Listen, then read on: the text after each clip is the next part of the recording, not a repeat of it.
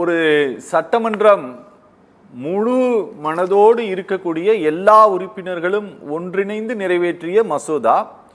அந்த மசோதாக்கள் மீது ஆண்டு கணக்காக நடவடிக்கை எடுக்கல.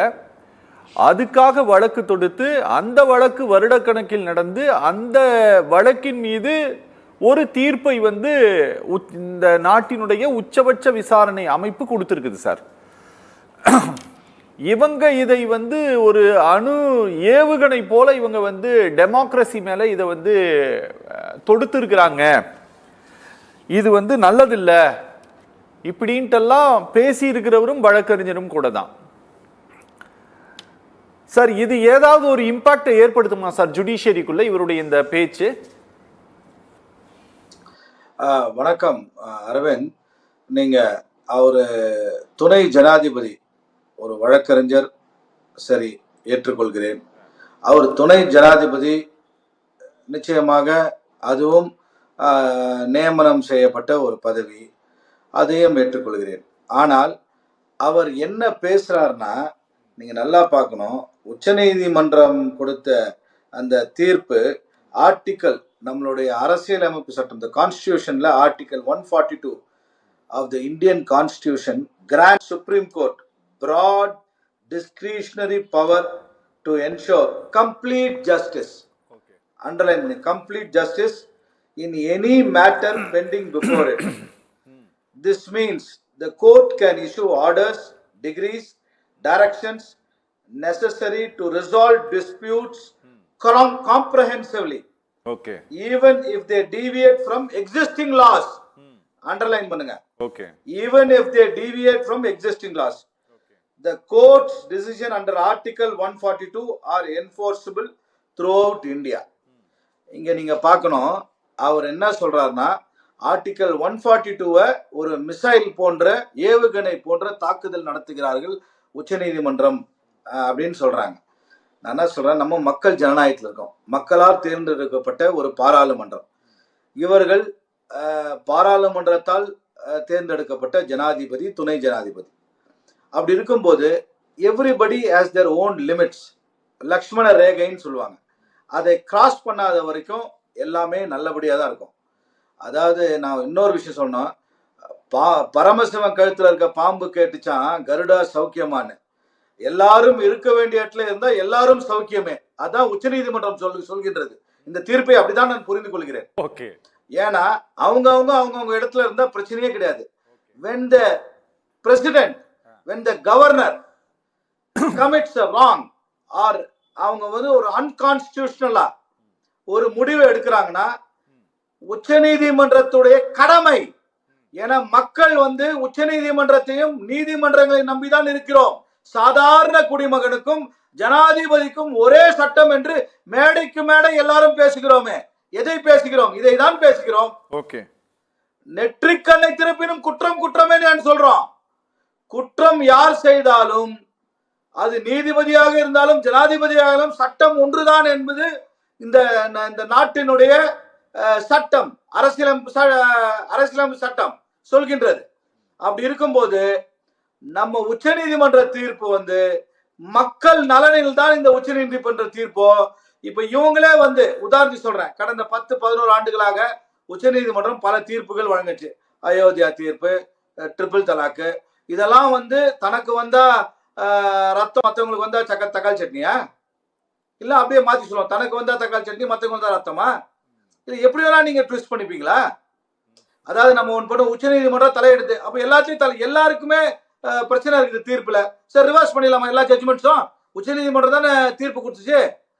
சரி, நீங்க கவர்னர் அவருடைய பணியை ஒழுங்காக செய்திருந்தால், கவுன்சில் ஆஃப் மினிஸ்டர் சட்டமன்றம், தமிழக சட்டமன்றம், தமிழ்நாட்டின் சட்டமன்றம் போட்ட அந்த பில்ஸை ஒழுங்காக அவர் கிடப்பில் போடாமல் அதை உடனடியாக பரிந்துரை செய்திருந்தால் இந்த பிரச்சனையே வந்திருக்காது.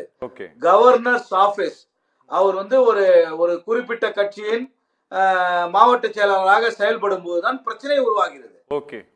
குறிப்பிட்ட கட்சி என்றால் பாஜக தான். அதை என்ன ஒளிவுமறைவு என்ன இருக்குது? So there is a limit. கவர்னருக்கு உண்டான அந்த பொறுப்போடும் அந்த பதவிக்கு உண்டான பணியோடும் அவருக்கு உண்டான அந்த தரத்தோடும் நடந்து கொண்டால் உச்சநீதிமன்றம் தலையிட்டு இருக்காது. ஓகே அது உச்சநீதிமன்றம் 142 ஆர்டிகல் 142 இன்வோக் பண்ணிருக்க மாட்டாங்க. ஓகே பட் ஆனா when something is becomes unconstitutional யார்கிட்ட போய் நீங்க முறையிடுவீங்க? ஓகே ஓகே டெய்லி ஒரு இந்த மாதிரி ஒரு கவர்னர் ஒரு மாநிலத்துல செயல்பட்டா ஓகே என்ன ஆகும்? It is a total collapse of the administration and the democracy தான். ஜனநாயகத்தின் எல்லா சுவர்களும் இடிந்து நொறுங்கிவிடும். ஒவ்வொரு கவர்னரும் சட்டத்துக்கு புறம்பாகவும் சட்டமன்றத்துக்கு புறம்பாகவும் செயல்பட ஆரம்பித்தால் என்ன ஆகும்? அதற்கு உச்சநீதிமன்றம் தலையிட்டு மக்கள் இந்த டெமோக்ரசி பீப்புள்ஸ் டெமோக்ரசில இந்த மாதிரி ஒரு தீர்ப்புகள் காலத்தின் கட்டாயம். It's rarest of the rare இன்சிடென்ட்ஸ்னு சொல்லலாம். ஓகே அதனால உச்சநீதிமன்றம் செய்தது முழுக்க சரி. சட்டத்துக்கு உட்பட்டது, அரசியலமைப்பு சட்டத்துக்கு உட்பட்டது. இதை அரசியல் ஆக்குவது யார் என்பது இந்திய மக்களுக்கு தெரியும். அரசியல்வாதியை போல் கவர்னரும் துணை ஜனாதிபதியும் பேசும்போது உச்சநீதிமன்ற தீர்ப்பு சரி என்று மக்கள் மன்றத்தில் புரிந்து கொள்கிறார்கள். அவ்வளவுதான் விஷயம். Okay sir, okay okay sir. அதாவது இதற்கு முன்பாகவும் சில தீர்ப்புகள் சம்பந்தமான நீதிமன்றத்தினுடைய சில கருத்துக்கள் சம்பந்தமாக இதற்கு முன்பாக இருந்த சட்டத்துறை அமைச்சர்கள் எல்லாம் பேசிய போது கூட ஒரு லக்ஷ்மண ரேகையை நீதிமன்றம் தாண்டக்கூடாதுன்ட்டு எல்லாம் பேசியிருக்காங்க. ஆனா இப்படி ஒரு ஜட்ஜ்மெண்ட் வந்த பிறகு, அதாவது பிரசிடென்ட்டுக்கும் ஆளுநர்களுக்கும் ஒரு கால அளவை நிர்ணயம் செய்து ஒரு உத்தரவு பிறப்பிக்கப்பட்ட பிறகும் கூட இன்னைக்கு இருக்கக்கூடிய லா மினிஸ்ட்ரி எதுவுமே பேசல, மத்திய அமைச்சர்கள் யாருமே பேசல. ஆனா வைஸ் பிரசிடென்ட் மட்டும் அப்படி ஒரு கலக குரலை எழுப்புகிறாரே சார், இது எங்கேயோ பிளான் பண்ணி எழுப்பப்பட்ட குரல் அப்படின்ட்டு ஏதாவது சந்தேகம் இருக்கா? இல்ல, அது டெஃபினட்டா அதுல நீங்களே கேள்வியும் நானே பதிலும் நானேன்ற மாதிரி ஒரு வைஸ் பிரசிடென்ட் ஆபீஸ பீலிட்டில் பண்ற மாதிரி, அதாவது அந்த ஆபீஸ்க்கு உண்டான மரியாதை கொடுக்காமல் அவர் இறங்கி நீங்க ஒரு அரசியல்வாதி போல் பேசுவது மக்கள் மன்றத்தில் அது எல்லாருமே இந்திய மக்கள் கூர்ந்து கவனித்துக் கொண்டிருக்கிறார்கள். ஏன்னா the office of the vice president must be above all this politics and other issues. See, எப்படி இப்போ scissors wife must be above suspicion. சீசரின் மனைவி அனைத்து சந்தேகங்களுக்கும் அப்பாற்பட்டவளாய் இருக்க வேண்டும் என்பது போல ஜனாதிபதியும் துணை ஜனாதிபதியும் அரசியல் தொடர்புக்கு அப்பாற்பட்டு அந்த பதவிக்கு உண்டான அந்த நாற்காலிக்கு உண்டான மரியாதையோடு அவங்க நடந்து கொள்ள வேண்டும், பேச வேண்டும் என்பதுதான் மரபு. அந்த பேச வேண்டும் என்பதுதான் காலகாலமா அது கடைபிடித்த மரபு. அந்த மரபை மீறி துணை ஜனாதிபதியின் பேச்சு இருந்தது எல்லாருக்கும் தெரிந்த ஒன்று. உச்சநீதிமன்ற தீர்ப்பு டெஃபினட்டா வெல்கம். இது கொண்டாடப்பட வேண்டிய தீர்ப்பு. அனைத்து இந்திய மக்கள் 140 கோடி இந்திய மக்களும் இந்த தீர்ப்பை கொண்டாட வேண்டும். நீதிபதிகள் they have used their wisdom and சட்டத்துக்கு உட்பட்டு அரசியலமைப்பு சட்டத்துக்கு உட்பட்டு அவர்கள் ஒரு தீர்ப்பை வழங்கியிருக்கிறார்கள். இந்த மாதிரி ஒரு ஜனநாயக கடமை ஆற்றிருக்கிறார்கள் என்றுதான் நான் நம்புகிறேன். இதை மக்கள் மன்றத்தில் அனைத்து அரசியல் கட்சிகளும் எடுத்து சென்று எப்படி இந்த அரசியலமைப்பு சட்டம் எப்படி பந்தாடப்படுகிறது, அரசியல்வாதிகள் மட்டும் இல்ல அரசியல் தொடர்புள்ள பெரிய பதவியில் இருக்கும் நபர்களை பயன்படுத்தி எப்படி பண்றாங்க என்று அனைவருக்கும் கொண்டு செல்ல வேண்டிய கடமை ஒவ்வொரு கட்சிக்கும் இருக்குது. முக்கியமாக எதிர்கட்சி பாஜகவுக்கு எதிர்கட்சியாக இருக்கிற அனைத்து கட்சிகளுக்கும் இந்த அழுத்தம் கவர்னர் மூலியமாகவும் துணை ஜனாதிபதி பேச்சும் வெட்ட வெளிச்சமாக தெரிகின்றது.